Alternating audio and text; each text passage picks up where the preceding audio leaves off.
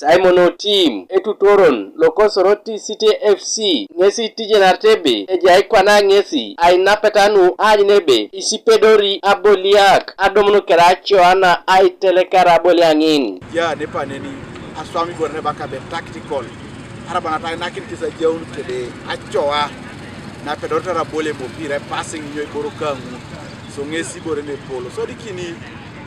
uta bobanyo ndaba adama na bole kalu ko to raini sipo ngesa boro kiuli lwaje ingo papa etoro na swam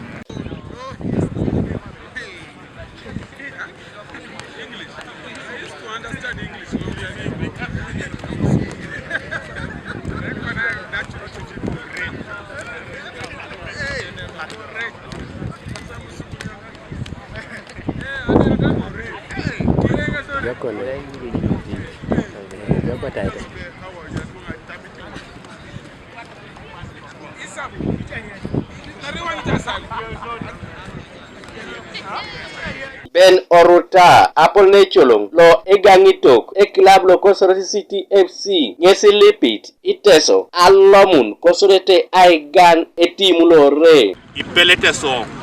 apele krai tuki sirigin ton makasi sa pedori agwelunu aboy city na pedoro aduko kile sawe kara de timlo lo kwana itunga kere mamera le do petunga nani